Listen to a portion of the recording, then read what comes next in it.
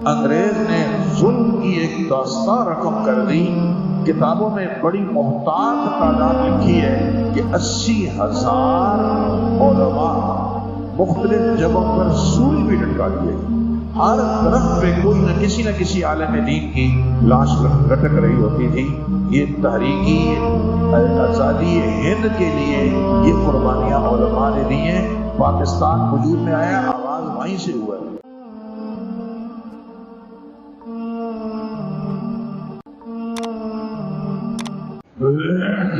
بسم اللہ الرحمن الرحیم نحمده ونصلی علی رسولہ الکریم اما بعد.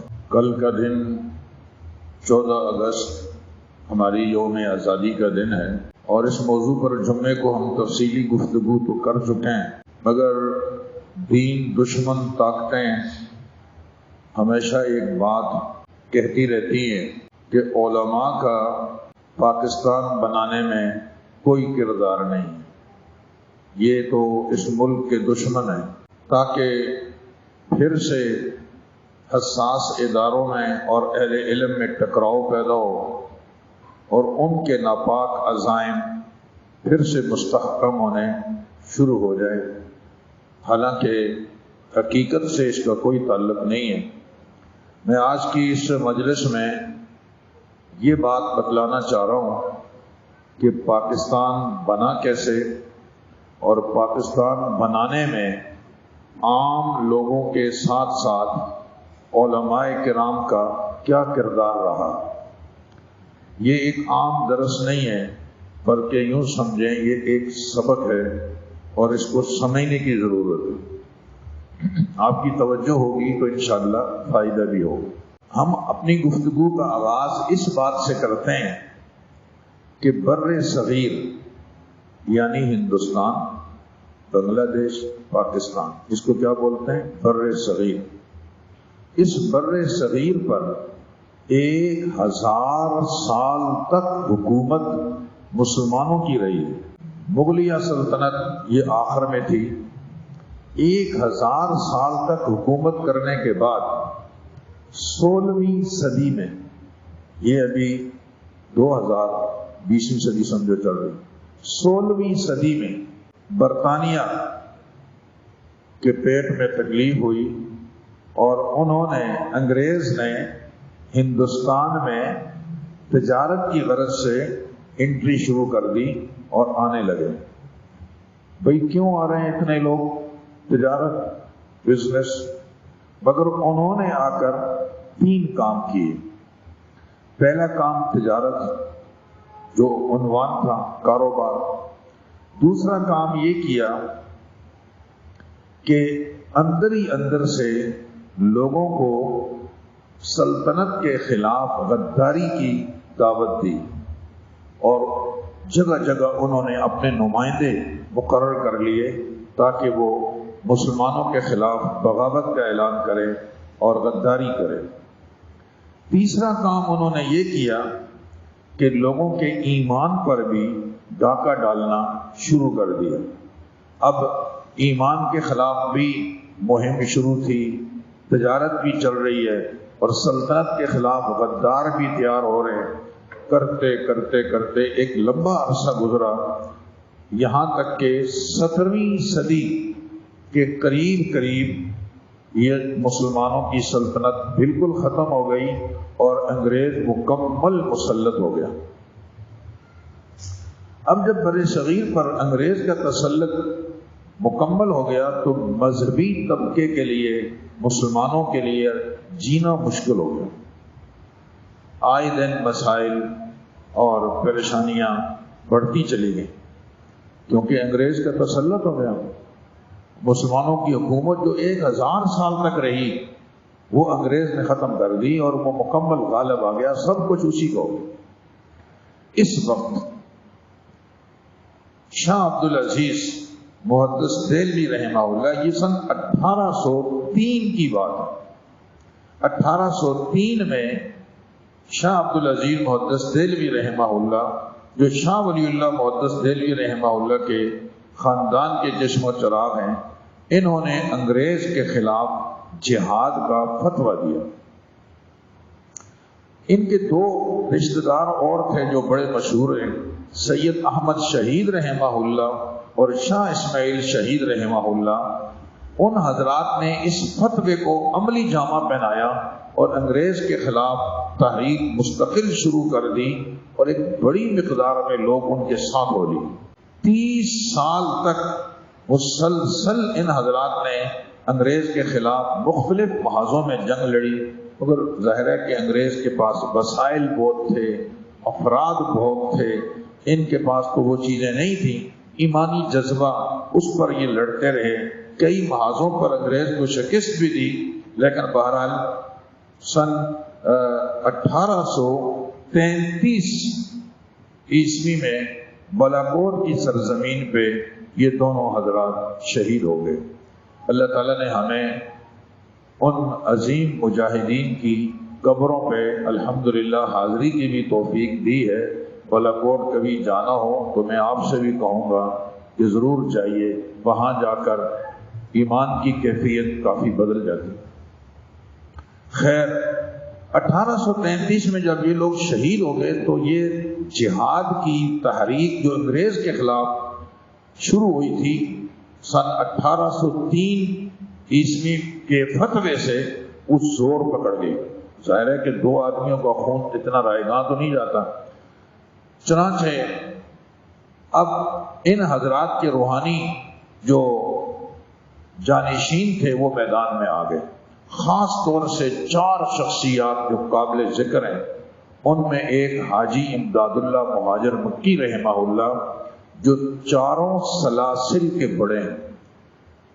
برِ صغیر میں علم داخل ہوا ہے شاہ ولی اللہ محدث دہلوی رحمہ اللہ کی برکت سے، اور یہ 4 سلاسل تصوف کا وہ حاجی امداد اللہ مہاجر مکی رحمہ اللہ سے گزر کر یہاں تک آتے ہیں۔ جیسے اس میدان کے سرخیل شاہ ولی اللہ ہے، تو تصوف کے میدان کے سرخیل اس دور میں حاجی امداد اللہ صاحب رحمہ اللہ تھے۔ حضرت کی خانقاہ کے پیچھے باقاعدہ ان کے اس زمانے کی جو توپیں اور دشمن کے خلاف لڑنے کے لیے جو اسلحہ اور آلات ہوتے تھے وہ سب نصب ہوتے تھے، اور خانقاہ بھی چل رہی ہوتی تھی۔ وہ تصوف کے میدان کے آدمی تھے، لیکن صف اول کے مجاہد بھی تھے۔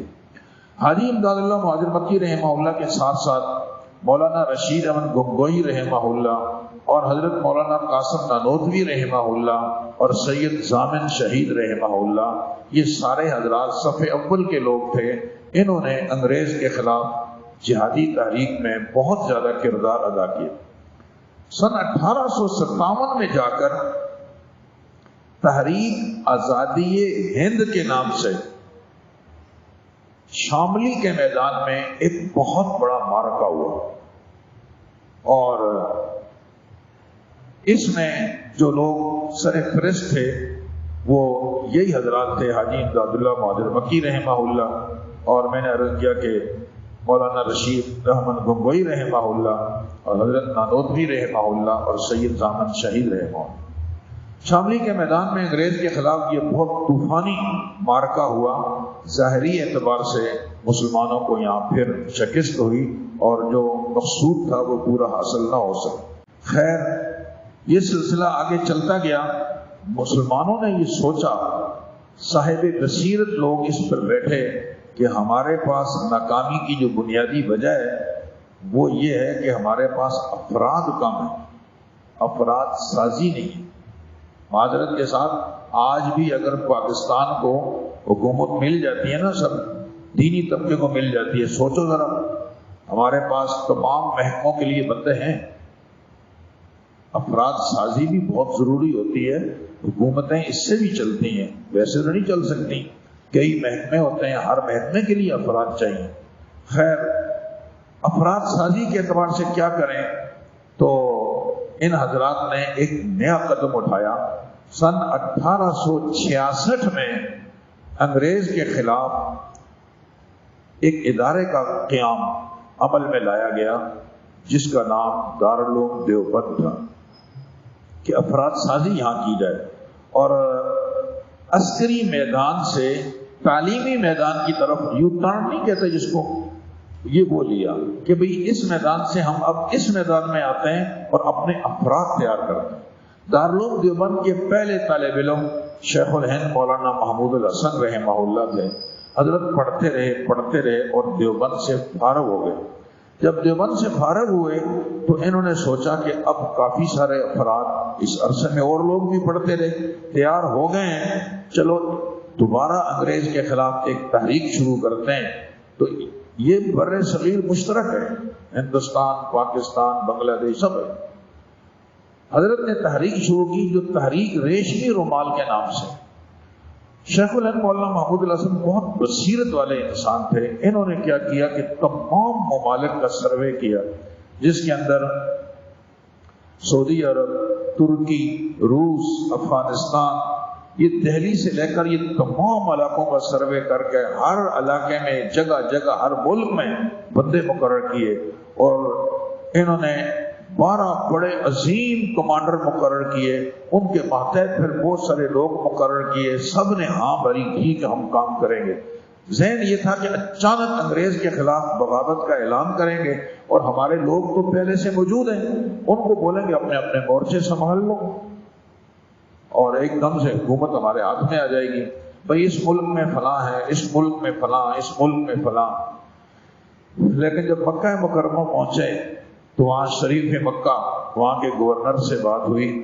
ہمیشہ اپنوں سے نقصان زیادہ ہوتا ہے، سب نے تائید کی، مگر جو مکہ کا شریف تھا گورنر، اس نے نہ صرف یہ کہ تائید نہیں کی بلکہ چپکے سے یہ سارا منصوبہ جا کر انگریز کو بتا دیا، اور انگریز نے فوری ہنگامی جو ایمرجنسی ایکشن کر کے شیخ الہند رحمہ اللہ کو حجاز سے گرفتار کر لیا اور مالٹا جیل میں منتقل کر دیا۔ حضرت کے ساتھ شیخ الاسلام مولانا حسین احمد مدنی رحمہ اللہ بھی گرفتار ہو گئے۔ نہ صرف یہ کہ یہ 2 حضرات گرفتار ہو گئے، انگریز نے ظلم کی ایک داستان رقم کر دی۔ کتابوں میں بڑی محتاط تعداد لکھی ہے کہ 80,000 علماء مختلف جگہوں پر سولی بھی لٹکا دیے گئے۔ ہر طرف پہ کوئی نہ کسی عالم دین کی لاش لٹک رہی ہوتی تھی۔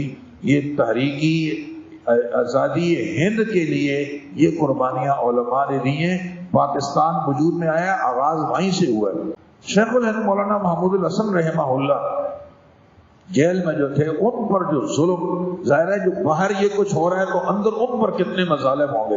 حضرت نے ساری زندگی وہ مظالم جیل کے بیان نہیں کیے، لیکن جب حضرت کو غسل دینے لگے تو جن لوگوں نے غسل دیا ہے وہ کہتے ہیں کہ حضرت کے جسم میں، کمر میں اتنے بڑے بڑے سوراخ تھے کہ اس میں پوری انگلیاں اندر جو ہے وہ گھس جائیں، اور جگہ جگہ یہ سوراخ کمر پر تھے۔ ان کو جو جلایا گیا وہاں مالٹا کی جیل میں، 4 انچ تک انگلی اندر گھس جاتی تھی۔ تو خود سوچو کہ کتنی تکلیف دی ہوگی اور کتنی اذیت سے ان کو وہاں پر رکھا گیا ہوگا۔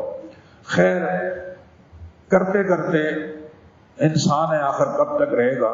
شیخ الہند رحمہ اللہ 12 مارچ 1920 تک وہاں رہے، اور ان کی 1920 میں رہائی ہو گئی۔ 30 نومبر 1920 میں شیخ الہند رحمہ اللہ کا انتقال ہو گیا۔ اللہ کی شان کے بعد میں انگریز کے خلاف یہ تحریک ٹھنڈی نہیں ہوئی، بلکہ اور چلتی گئی اور آگے بڑھتی گئی۔ ہندوستان آزاد ہو گیا، انگریز وہاں سے چلا گیا۔ میں اب آپ کی توجہ چاہتا ہوں، انگریز کے جانے کے بعد اب مسئلہ یہ کھڑا ہو گیا کہ پہلے تو تحریک چلی تھی، تحریک آزادی ہند، کہ انگریز کے تسلط سے اس ملک کو آزاد کرواؤ۔ اس میں بنگلہ دیش، ہندوستان، پاکستان سب ہے، یہ سارا ایک ہی تھا۔ ہندوستان، اس کا نام سب کا تھا ہی ہندوستان، انڈیا، اور 1000 سال تک حکومت مسلمانوں کی تھی۔ اب انگریز مسلط ہوا، انگریز گیا یہاں سے، اور وہ جو تحریک تھی آزادی ہند، اللہ نے اس کو کنارے تک لگا دیا۔ اب ایک نئی تحریک چل پڑی تحریک آزادی پاکستان، اس میں ہمارے اکابرین دو حصوں میں تقسیم ہو گئے. ایک مسلم لیگ جماعت بنی، کچھ لوگ اس کے ساتھ چلے گئے، اور ایک کانگریس بنی. بات سمجھنے والی ہے. مسلم لیگ کا مدعا یہ تھا کہ بھائی ہندوستان کو تقسیم ہونا چاہیے. یہاں پر دو قومیں رہتی ہیں، ہندو مسلمان. مسلمان اقلیت میں تھے، ہندو زیادہ تھے. انہوں نے کہا دو قومیں ہونی چاہیے، ہندو کو الگ ریاست دو، وہ اپنی ہندوؤں والی رسمیں وہاں ادا کرے. مسلمانوں کو الگ ریاست ملنی چاہیے تاکہ وہ اپنے اسلام کے طور طریقے پہ زندگی گزاریں. مسلم لیگ کا کہنا یہ تھا. مسلم لیگ کے ساتھ ہمارے اکابرین میں حکیم الامت مولانا اشرف علی تھانوی رحمہ اللہ تھے. مسلم لیگ کے ساتھ علامہ شبیر احمد عثمانی تھے. مسلم لیگ کے ساتھ علامہ ظفر احمد عثمانی تھے. مسلم لیگ کے ساتھ مفتی اعظم حضرت مولانا مفتی محمد شفیع صاحب رحمہ اللہ بھی تھے.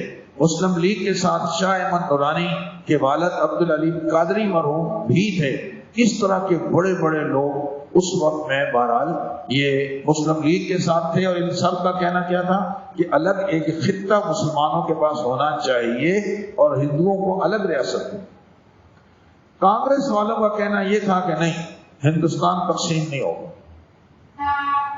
ہندوستان تقسیم نہیں کیا جائے گا کہ اس کا ایک حصہ پاکستان ہو جائے اور ایک ہندوستان ہو جائے. ایسا نہیں ہوگا، یہ ہی ہوگا. ہمارے اکابرین میں شیخ الاسلام مولانا حسین احمد مدنی رحمہ اللہ کانگریس کے ساتھ، اور مفتی اعظم حضرت مولانا مفتی محمود صاحب رحمہ اللہ کا ذہن بھی کانگریس کی طرف تھا. جبھی آج دشمن ایک بہت بڑا اعتراض کرتا ہے کہ یہ تو پاکستان کے شروع سے ہی مخالف ہیں، ان کے حضرت مدنی مخالف تھے. حضرت مدنی کے اس وقت میں پاک اور ہند میں جتنے شیخ الحدیث ہیں نا، وہ بلا واسطہ یا بال واسطہ حضرت مدنی کے شاگرد ہیں. وہ اتنے بڑے آدمی تھے، تو وہ ادھر تھے کانگریس کی طرف. اور میں عرض کر رہا ہوں کہ اس کے علاوہ بھی کافی لوگ تھے کانگریس کی طرف. یہ آپس میں اس کو بنیاد بنا کر کہا جاتا ہے کہ یہ علماء جو ہے نا وہ مخالف تھے پاکستان کے. میں آپ کی توجہ چاہ رہا ہوں، یہ حضرت مدنی رحمہ اللہ کانگریس کے ساتھ کیوں تھے اور یہ ہندوستان کی تقسیم کیوں نہیں چاہتے تھے؟ دو وجہ. وہ پاکستان کے مخالف نہیں تھے، یہ بات یاد رکھیں. وہ تقسیم ہند کے مخالف تھے اور مسلمانوں کی تقسیم کے مخالف تھے، پاکستان کے نہیں تھے. وہ دو وجہ سے کانگریس کے ساتھ تھے. نمبر ایک، ان کا کہنا یہ تھا، یہ بات سمجھنے والی، کہ بر صغیر میں 1000 سال تک حکومت کس کی رہی؟ مسلمانوں کی. بیچ میں انگریز کا تسلط ہوا، انگریز کو بھگانے میں ہم نے کردار ادا کیے.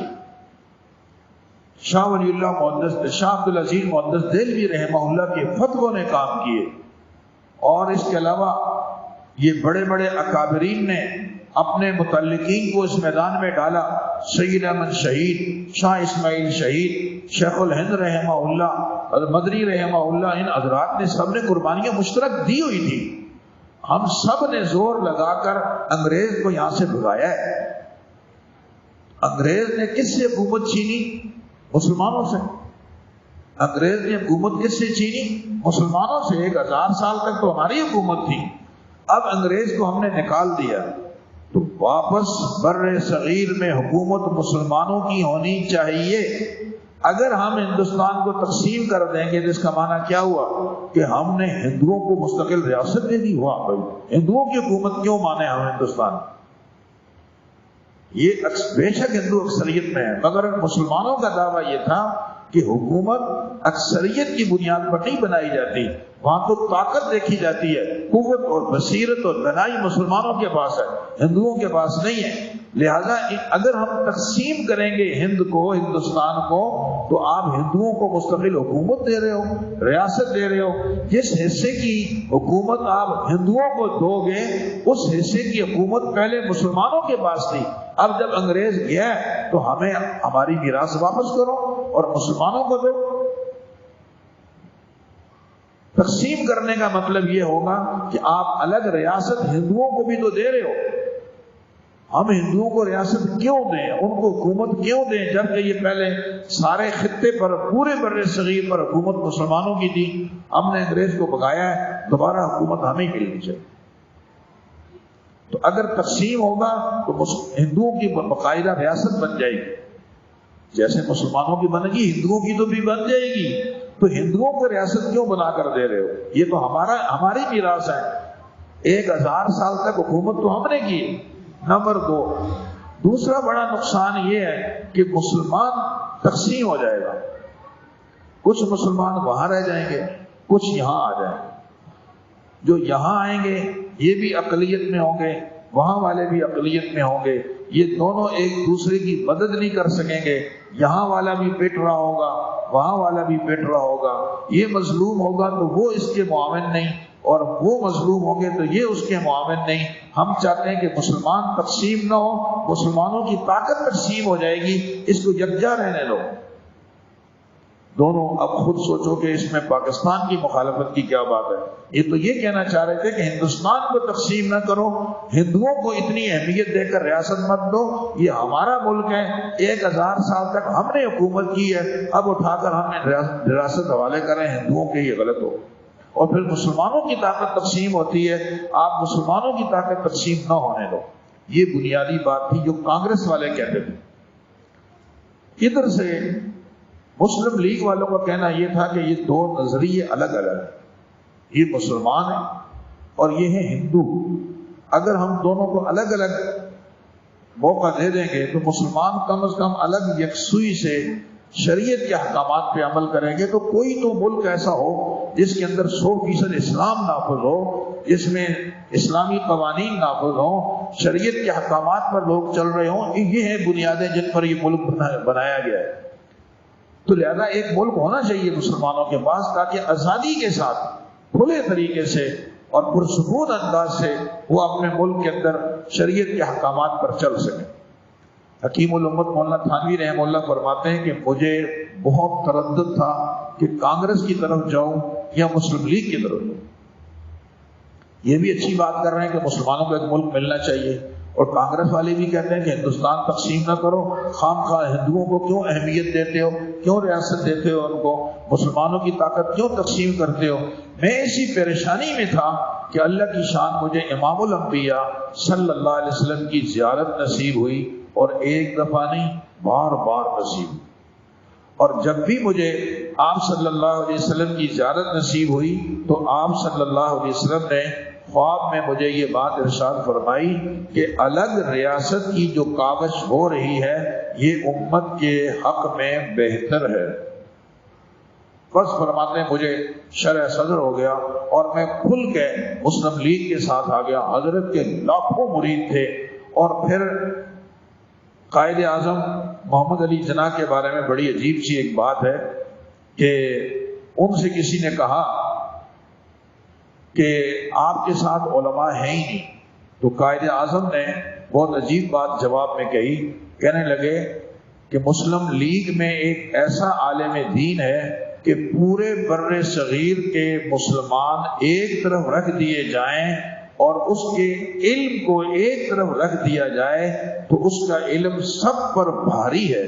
یہ اعتراف قائد اعظم کو تھا، اور پھر کہا کہ اس کا نام ہے محمد حکیم الامت اشرف علی تھانوی۔ تو حکیم الامت مولانا اشرف علی تھانوی رحمہ اللہ قائد اعظم کے ساتھ ہو گئے، اور اگر یہ نہ ہوتے تو اس میں کوئی شک نہیں ہے کہ افرادی طاقت ان کے پاس پھر کم تھی۔ تھانوی کے آنے کے بعد علامہ شبیر عثمانی ان کے رشتہ دار تھے، اور ظفر احمد عثمانی رشتہ دار تھے۔ یہ حضرات بھی، ہمارا یہ جو خیبر پختونخوا کا علاقہ ہے، سرحدی علاقہ، اس علاقے میں کوئی بھی مسلم لیگ کے ساتھ نہیں تھا۔ یہ اور وہاں کے لوگ آئے کہ اگر چاہتے ہو کہ بھئی مسلم لیگ پاکستان بنے اور مسلم لیگ کامیاب ہو تو پھر علماء کو میدان میں لاؤ، تمہاری بات پہ کوئی نہیں آئے گا۔ چنانچہ قائد اعظم نے ان علاقوں میں علامہ شبیر احمد عثمانی اور علامہ ظفر احمد عثمانی ان اکابر علماء کو بھیجا۔ انہوں نے جگہ جگہ جا کر بیانات کیے، اور وہاں کے جو مقامی لوگ تھے، علماء کے قدردان تھے، انہوں نے کہا جب اتنے اکابرین کی بات کہہ رہے ہیں تو ٹھیک ہے۔ یہ ساری فضا علماء نے ہموار کی، اور جب جا کر مسلم لیگ کامیاب ہوئی اور پاکستان وجود میں آیا۔ اب جب پاکستان بن گیا، شیخ الاسلام مولانا حسین احمد مدنی رحمہ اللہ نے ایک بات کہی، ارشاد فرمایا مسجد بننے سے پہلے اختلاف کیا جا سکتا ہے کہ مسجد یہاں بناؤ، یہاں نہ بناؤ، فلاں جگہ بناؤ، اس طرح بناؤ، لیکن جب مسجد بن جائے تو پھر اس کے تقدس کا خیال کرنا اور اس کے تقدس کی حفاظت کرنا سب پر لازم ہے۔ یہ بات فرما کر اگلی بات فرمائی کہ پاکستان بننے سے پہلے اختلاف ہو سکتا تھا کہ پاکستان بننا چاہیے یا نہیں بننا چاہیے، لیکن پاکستان بن جانے کے بعد ہر مسلمان کی ذمہ داری ہے کہ اس کے در و دیوار کی حفاظت کریں، خواہ مسلمان ادھر ہوں یا ادھر ہوں۔ وہ پاکستان کو اب ایک گویا مسجد سے تشبیہ دی کہ جیسے مسجد کو نقصان پہنچانا اور اس کی توہین کرنا اچھا نہیں، ایسے ہی اب پاکستان کے خلاف کچھ بولنا یا اس کو نقصان پہنچانا یہ قطعاً صحیح نہیں ہوگا۔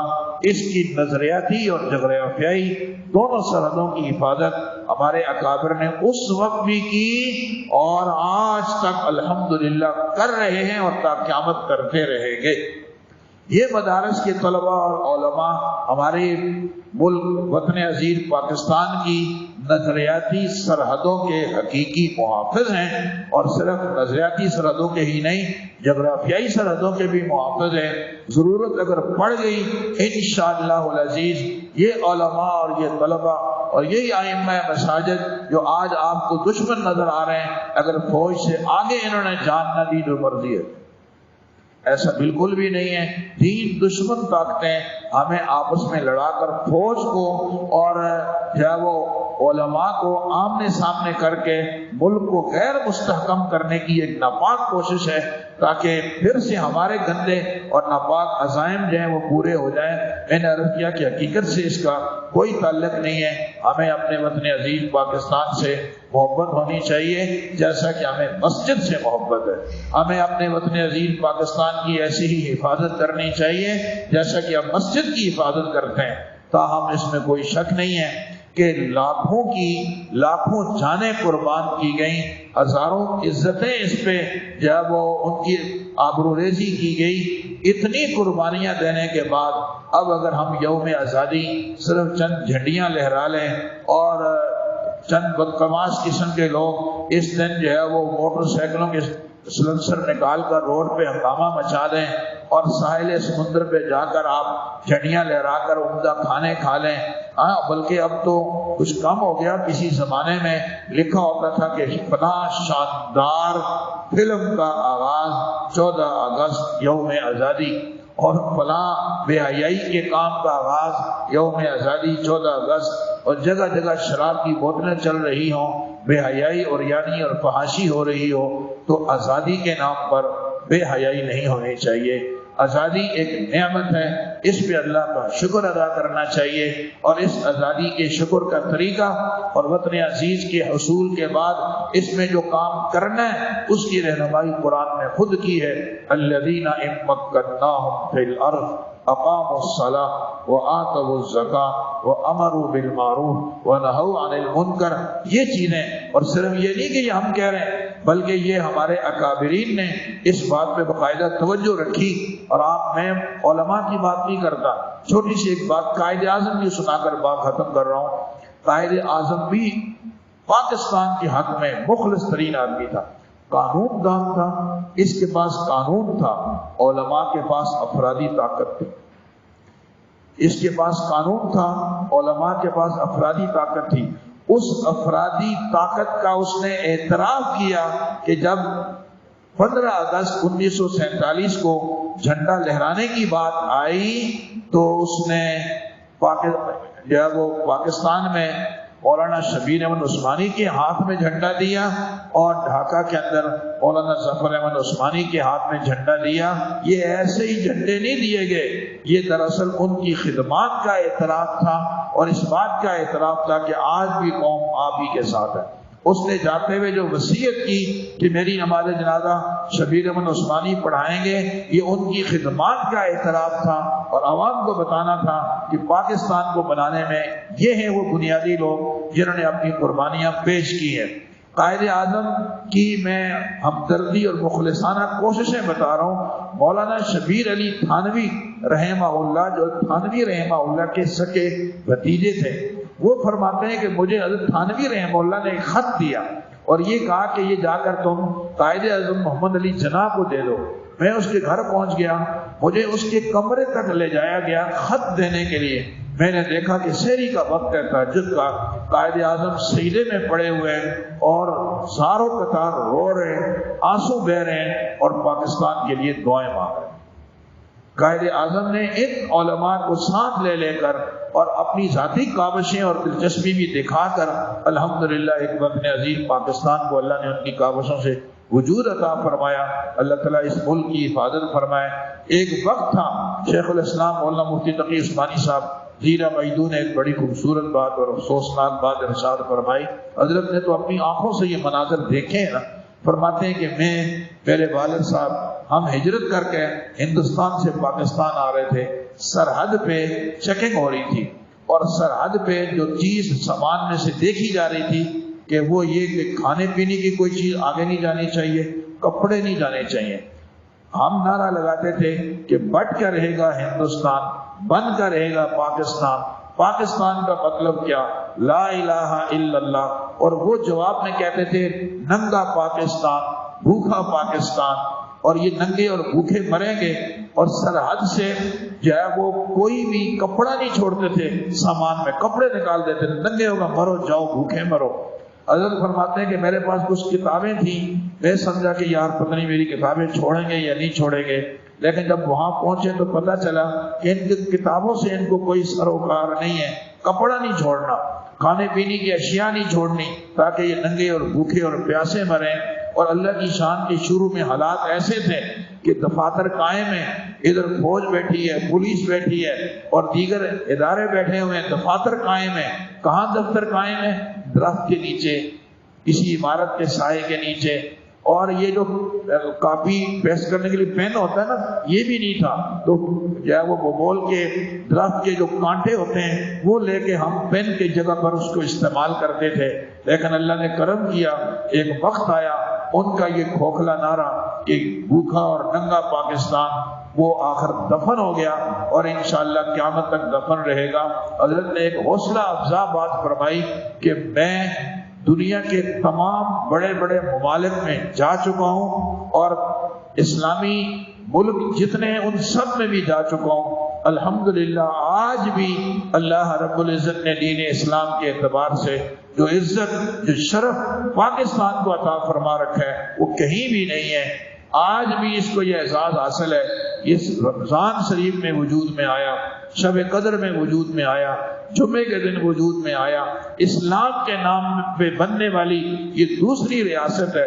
مذہب کے نام پر بھی بننے والی پہلی ریاست یہودیوں کی اسرائیل اور دوسری ریاست پاکستان ہے. اللہ رب العزت نے اس وطن عزیز کو عزتیں عطا فرمائی ہیں. ہم اس کی نظریاتی سرحدوں کے بھی محافظ ہیں اور ہم اس کی جغرافیائی سرحدوں کے بھی محافظ ہیں. ہمیں اس دن اللہ کا شکر بجا لانے کے لیے دعائیں کرنی چاہیے، نوافل پڑھنے چاہیے. کل کے سارے دن میں جتنی کلاسیں ہمارے یہاں ہوں گی، جو اسباب ہوں گے، جو تلاوت ہوگی، ہم ان شہداء کی نظر کریں جنہوں نے اس وطن عزیز کو حاصل کرنے میں قربانیاں دی اور ہم دعاؤں کے ذریعے سے اپنے وطن عزیز کی مدد کریں. اللہ رب العزت مجھے اور آپ کو ان گزارشات پہ عمل کرنے کی توفیق عطا فرمائے. اللہم لک